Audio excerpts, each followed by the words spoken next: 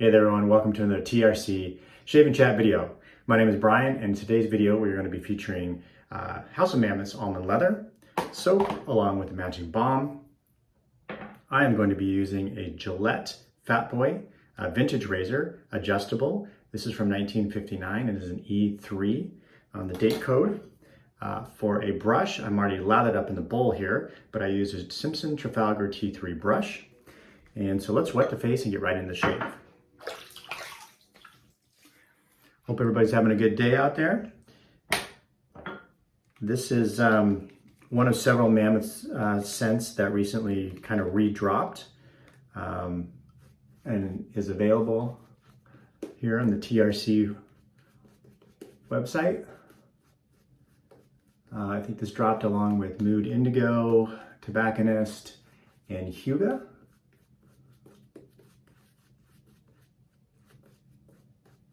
And this is, I've tried all of those, and this is actually my favorite of those four.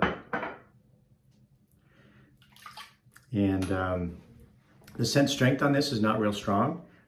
It is a light scent, and that's lighter scent, which is the way it was intended to be. I put the scent strength probably at maybe 3.5, 4 on a scale of 1 to 10. So it's not overly powering from that standpoint. And scent notes on this, it's called Almond Leather, so obviously that's going to give you a hint, but there are 2 other scent notes in there. Neroli as a top note, although I'll be honest, I do not get much neroli out of it. And then frankincense in the base, and I don't really get that much either. To me, frankincense usually has a little bit more of an incense type vibe, and I don't get that from this. So it has, it's a nice mellow scent for me. Personally, I think that the leather is not too overly pronounced, and the marzipan cherry kind of scent from the almond is not really super strong either. So it's not going to give you like that super cherry gourmand burst that you might get with others or other soaps that use that as a scent. I have this, by the way, on setting 4, which works well for me. I actually recently acquired this from another fellow shaver, and about a couple weeks ago, and I've really been enjoying this razor quite a bit. But anyways, so the scent to me is nice and mellow. I enjoy it. I like that gourmand cherry. I don't like all kind of gourmands, but I do like the almond cherry kind of gourmand that you get with like this or Moon Soaps Amaretto. Or that cella vibe. And so this is in the Tusk base, which is the House of Mammoth, which used to just be Mammoth, but now it's the House of Mammoth, which is their most recent base. And to me, I really enjoy this base. I'm typically not a base guy in terms of comparing bases to bases and performance and all that kind of stuff. What I like about this base is it's softer. So as a bowl lather, it's a little bit softer. So I scoop, so I'll just scoop it out, and then it kind of presses into the bowl really nicely. So it's a little bit on the softer side of the soap. And then it just lathers up really easily and really well. I just get a nice lather fairly quickly. Doesn't take too much work. It's not overly finicky. Doesn't take too much water. So I just really enjoy this base. I'm looking forward to other scents. Eventually, I know that I've only been wet shaving. Actually, yesterday was my 1-year traditional wet shave DE anniversary. So I haven't been wet shaving for all that long. So I know Mammoth's been around for a while, and when I first came into the hobby, it was almost impossible to find a Mammoth soap, or if they had a release, it was pretty limited. So I don't have a ton of experience with Mammoth or previous bases, so I can't say how this might have improved or be different than any of the other ones. All right, so we'll go across the grain on the second pass. But anyways, I find this Tusk base to be really, really nice to work with, and I enjoy it. And this vintage razor has also been doing me well. I don't have particularly thick hair growth, or nor do I have particularly dense hair growth on my face. So I have a dial, like I said, on a 4. I don't need a particularly aggressive razor. I don't typically like a lot of blade feel. So if I'm using an adjustable like this, it's typically on one of the lower settings, probably anywhere from 3 to 5, depending on the razor. And that works great for me.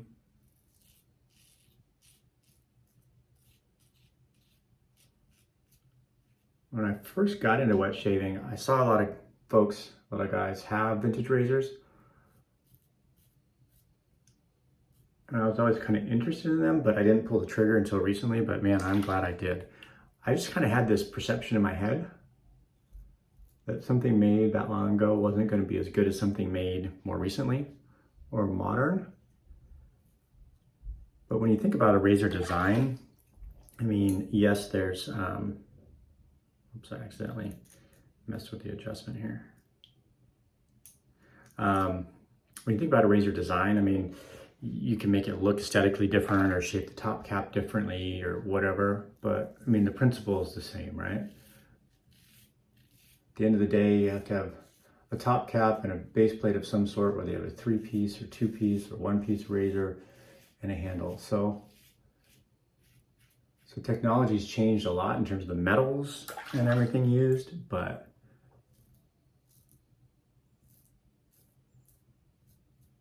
there's a lot that's the same. So this has a nice wide window for an angle.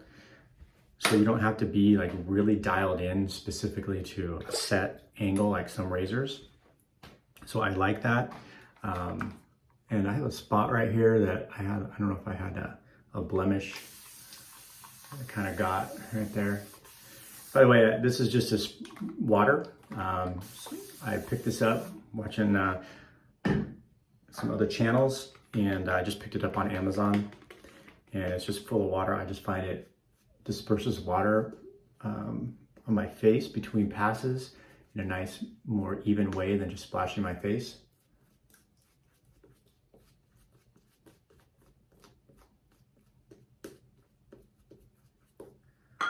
All right, let's get into pass 3.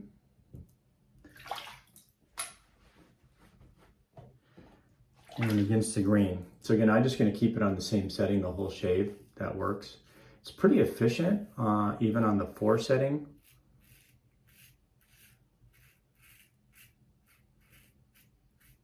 My hair growth gets a little bit more dense, which I think is pretty typical in the mustache and chin area, but my cheeks are pretty light, as well as my neck. I am only working on 24 hours growth in my beard growth.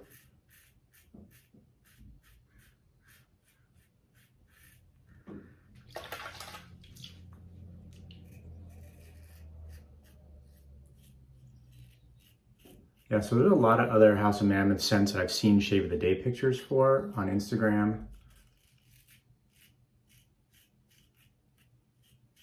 that are scents that I'm hoping are re-released. So the balm, I'll talk about the balm when I get to the post.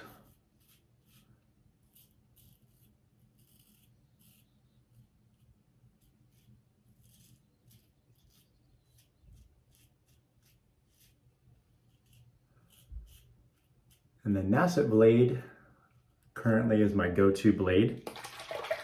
I've tried other blades, there's some other good blades out there, but to me, the Nacet just fits the bill. It works in a ton of my razors really well. I know some razors can be a little bit more finicky. Gotta be careful around that.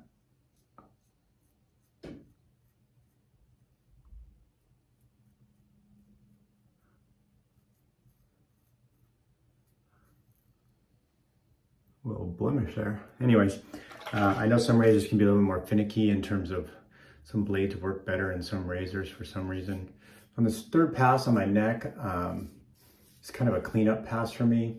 So it's kind of the way I do it. So the second pass on my neck is a little bit more against the grain, but not totally.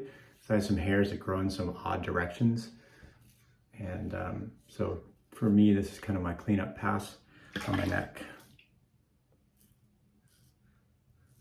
So I kind of move the blade or the razor around in some different angles.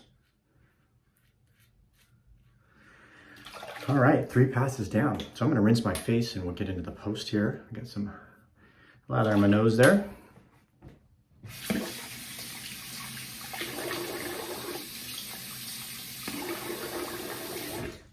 So for the post, they don't currently have a splash. I think they did in the past, and then I think with COVID, you know, when alcohol was kind of scarce or expensive, some artisans either increased their prices or for splashes or went to bombs.